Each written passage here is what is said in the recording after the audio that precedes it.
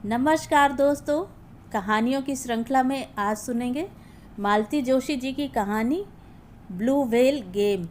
लेकिन उससे पहले मेरा आपसे विनम्र अनुरोध है कि अगर मेरे द्वारा सुनाई हुई कहानियाँ आपको अच्छी लगती हैं तो मेरे चैनल को सब्सक्राइब ज़रूर करें, लाइक करें और अपने दोस्तों और परिचितों में शेयर भी करें। बेल आइकन दबाना बिल्कुल भी ना भूलें। आज सुनिए ब्लू व्हेल गेम। वह आधे रास्ते में ही थी कि बारिश शुरू हो गई। रास्ते में कहीं कोई छाया भी नहीं थी कि आसरा ले लेती। भीगे कपड़ों में चलना मुश्किल हो रहा था। उसे अपनी फिक्र नहीं थी, किताब की थी। खराब हो गई तो दूसरी लेना कठिन हो जाएगा। इतनी मिन्नतें करनी पड़ेंगी कि हद नहीं। कॉपियाँ भीग गईं तो सारे नोट्स फिर से निकालने पड़ेंगे। वह चुपचाप सड़क के किनारे खड़ी होकर वर्षा के थमने की प्रतीक्षा करने लगी।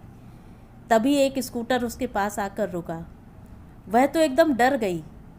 तभी उस व्यक्ति ने हेलमेट थोड़ा ऊपर उठाकर पूछा, मोहित की बहन हो ना? उसने सिर हिला दिया। आओ, मैं घर तक छोड़ देता हूँ, मैं भी वहीं पास में ही रहता हूँ। विश्वास करने को जी चाह रहा था पर डर भी लग रहा था। तभी पानी की एक ज़ोरदार बौछार आई और वह फिर एक बार सिर से पांव तक सराबोर हो गई। फिर उसने विचार नहीं किया, चुपचाप पीछे जाकर बैठ गई। घर के सामने उतार कर वह चला गया। धन्यवाद करने का भी अवसर नहीं मिला। माँ शायद खिड़की से देख रही थी। घर में घुसते ही कोर्ट मार्शल शुरू हो गया। किसके साथ आई हो? भैया के कोई दोस्त हैं। क्या नाम है? नाम तो पूछ नहीं पाई। नाम पता जाने बिना महारानी स्कूटर पर सवार हो गई।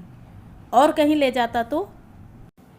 पानी ज़ोर से बरस रहा था और मेरे पास छाता भी नहीं था, इसलिए। तो क्या हुआ? मिट्टी की तो नहीं थी कि पानी में गल जाती। उसे दनादन छींकें आ रही थीं और माँ थी कि दनादन बोले चली जा रही थी। आखिर उसने कहा, मैं जाऊँ कपड़े बदल लूँ, बाकी भाषण बाद में दे लेना। उसकी बात ने आग में घी का काम किया। माँ और ज़ोर से शुरू हो गई, पर उन्हें अनसुना कर वह कपड़े बदलने चली गई। फिर बाहर आई ही नहीं, पर माँ देर तक भुनभुनाती रही। भैया के घर आते ही फिर शुरू हो गई।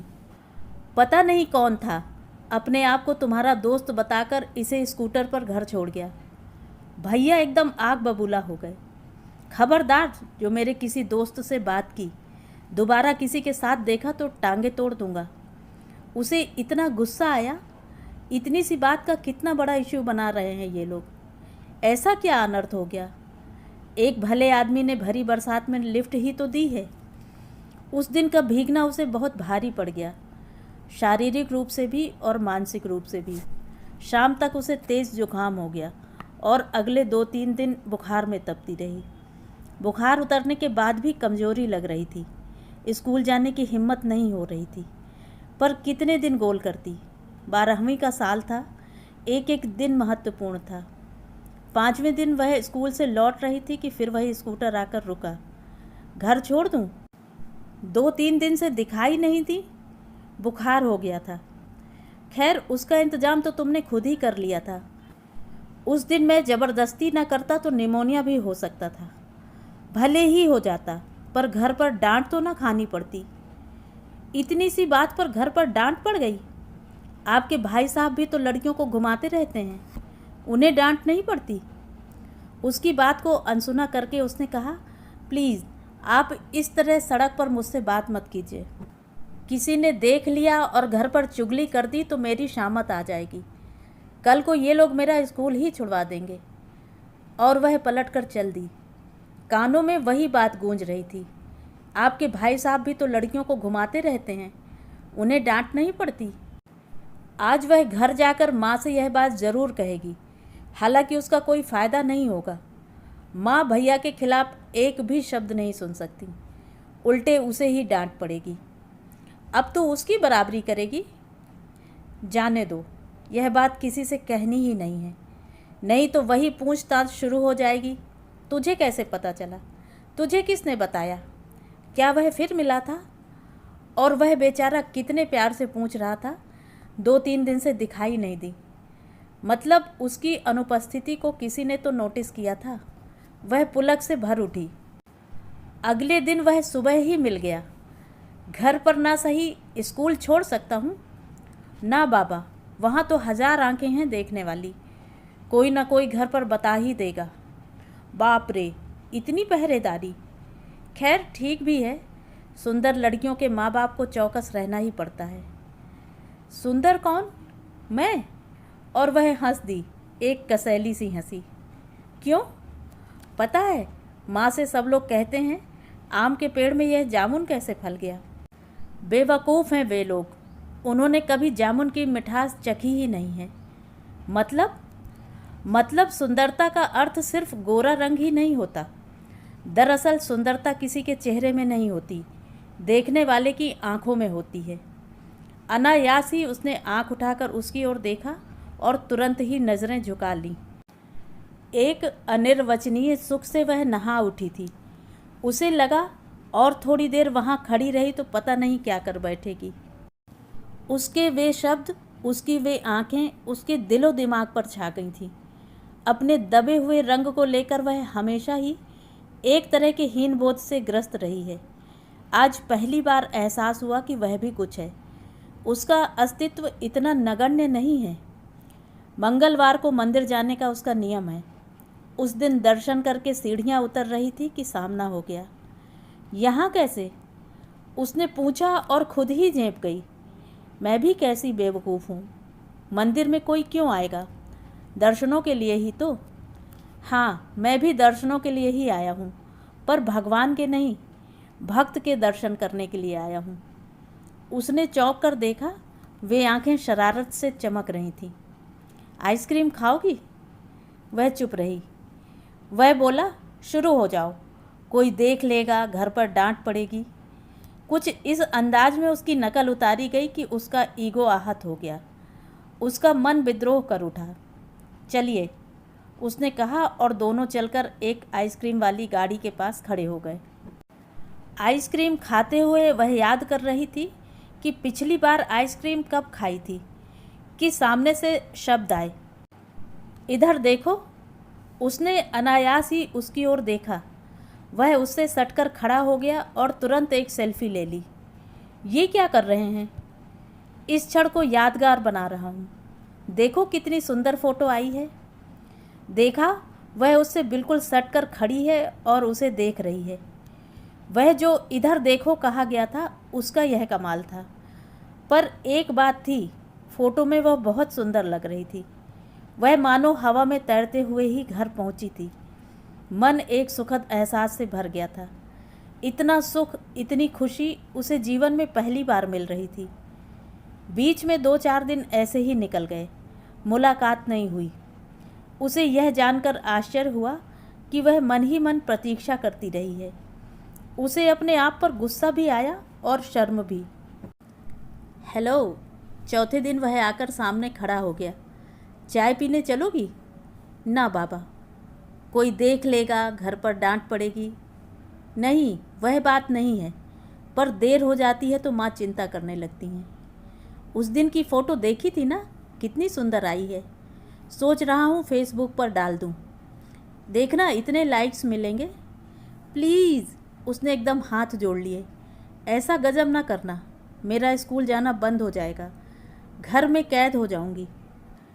ओके, चलो तुम्हारे मोबाइल पर डाल देते हैं। अव्वल तो मेरे पास मोबाइल ही नहीं है, होता भी तो मैं यह फ़ोटो डालने की हिम्मत नहीं कर पाती। तुम्हारे पास मोबाइल नहीं है? क्या बात करती हो? आजकल तो 4वीं-5वीं के बच्चे भी मोबाइल रखते हैं। भैया के पास तो है, पर पापा लड़कियों को मोबाइल देने के पक्ष में नहीं हैं। क्यों? मोबाइल क्या सिर्फ बॉयफ्रेंड को फ़ोन करने के लिए होते हैं? उसके और भी उपयोग हैं। कहीं अटक जाओ तो घर वालों को बता सकती हो, कहीं भटक जाओ तो पुलिस वालों की मदद ले सकती हो। हमारे घर वाले इस बात को समझते नहीं है ना। तो फ्रेंड, चलो आओ चाय पीते हैं, माइंड फ्रेश हो जाएगा। उसने इनकार नहीं किया। वह तो सामने वाले को नाराज़ करना नहीं चाहती थी। चाय पीते समय भी उसे इस बात की फिक्र नहीं थी कि कोई देख लेगा। फेसबुक का डर उसे खाए जा रहा था।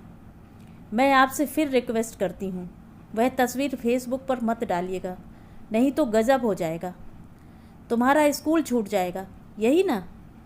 मेरा जो होगा सो होगा, पर भैया आपको भी नहीं छोड़ेंगे, बहुत खूंखार हैं। तो मैंने क्या चूड़ियाँ पहन रखी हैं? ईंट का जवाब पत्थर से देना जानता हूँ। अपने भाई से कहना मुझसे पंगा ना ले। अगर लड़ने भिड़ने मेरे दरवाजे आया तो जिंदा वापस नहीं जाएगा। सर से पांव तक कांप उठी वह, चेहरे पर हवाइयाँ उड़ने लगी। लाख दुर्दांत सही, वह उसका इकलौता भाई है। उसे कुछ हो गया तो अपने आप को वह कभी माफ़ नहीं कर पाएगी। अगर जिंदा रही तो भैया पहले उससे ही निपटेंगे। रात भर वह बड़ी बेचैन रही। कल तक जो एहसास बड़ा लुभावना और रोमांचक लग रहा था, आज एकाएक डरावना लगने लगा। उसे लगा परिवार की लक्ष्मण रेखा लांघकर उसने अच्छा नहीं किया। माँ डांटती हैं, भैया धमकाते हैं, तो उसके पीछे कोई कारण तो होगा। उन्होंने मुझसे ज़्यादा दुनिया देखी है। वह बिना वजह जोश में आ गई थी। जिस व्यक्ति का नाम भी नहीं जानती, उसके साथ आइसक्रीम खाने चली गई, चाय पीने चली गई, और तो और उसके साथ सेल्फी भी। अब डर लग रहा है, उसने सचमुच फेसबुक पर डाल दी तो वह कहीं की नहीं रहेगी।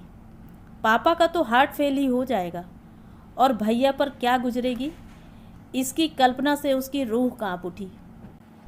अपने मन की बात किसी से कह पाती तो शायद कुछ राहत मिलती, कोई राह भी मिलती, पर कहे तो किससे कहे? सहेलियों से कहना मतलब अपना मखौल उड़ाना है। एक से दूसरी तक होते हुए बात सारे स्कूल में फैल जाएगी, और उसका अंतिम रूप पता नहीं क्या होगा। छोटी बहन बगल में सो रही थी, पर उससे कहने का सवाल ही नहीं उठता। पूरी लाउड स्पीकर है, अभी आधी रात को ही माँ को जगाकर सारी रामायण सुना देगी। घर में कोहराम मच जाएगा। अच्छा है कि उसका स्कूल दूसरा है और वह बस से जाती है, नहीं तो अब तक घर वालों को सारी कहानी पता चल गई होती। शायद वह अच्छा ही होता। तबीयत का बहाना बनाकर वह 2 दिन स्कूल नहीं गई। तीसरे दिन उसने स्कूल का रास्ता ही बदल दिया और टाइम भी। माँ से कह दिया कि शाम को एक्स्ट्रा क्लासेस हैं। उस बहाने आज एक सहेली के घर, कल दूसरी सहेली के घर देर तक रुकी रही। पर ऐसा कब तक चलता?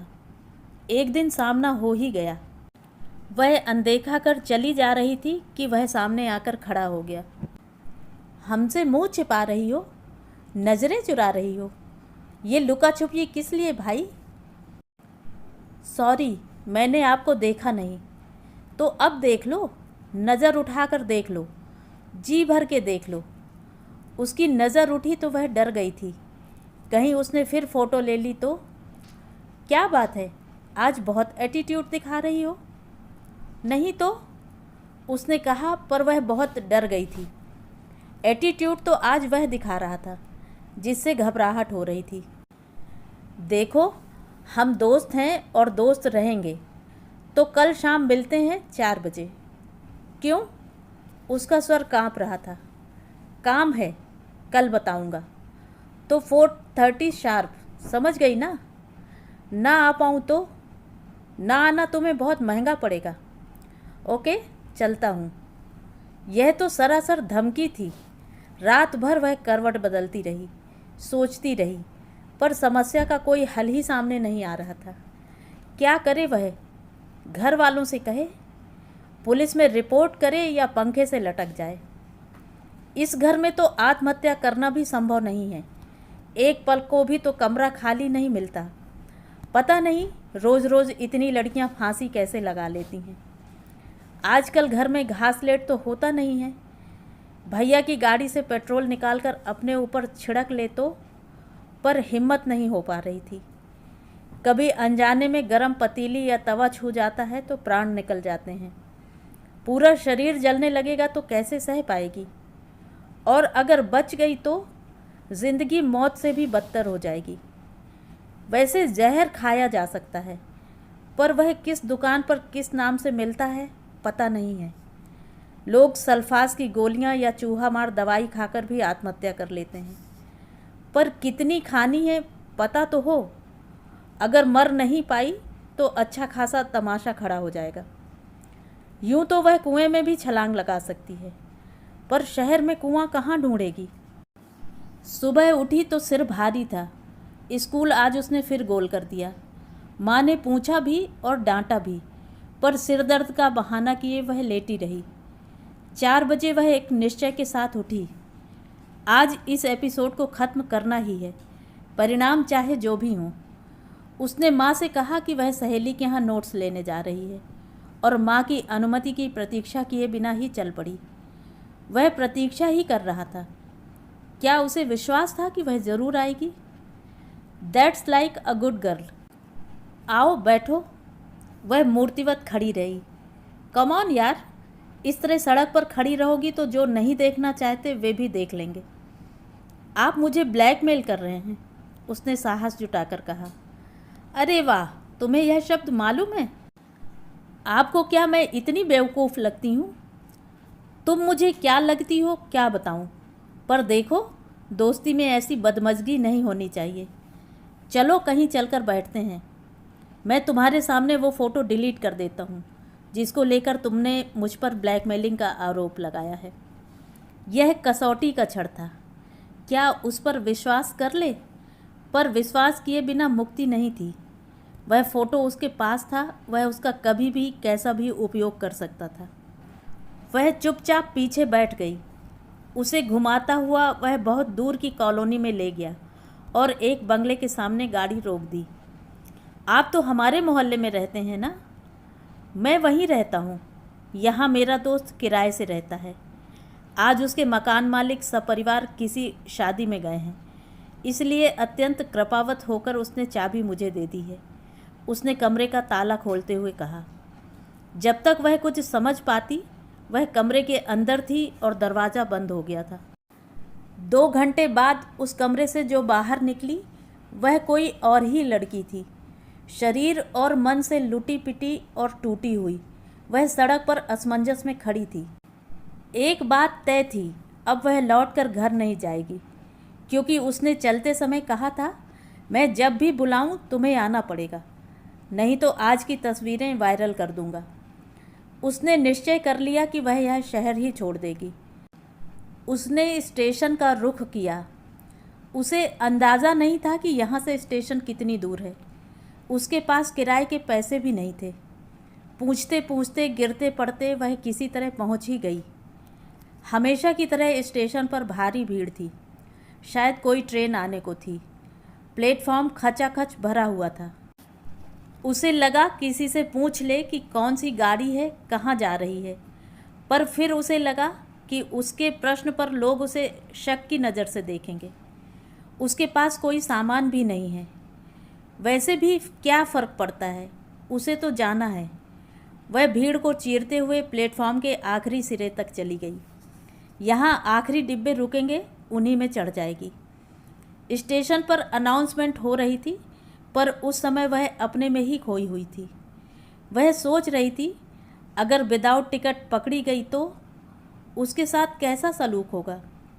भेड़िए तो हर जगह होते हैं, अकेली लड़की तो कहीं भी सुरक्षित नहीं है।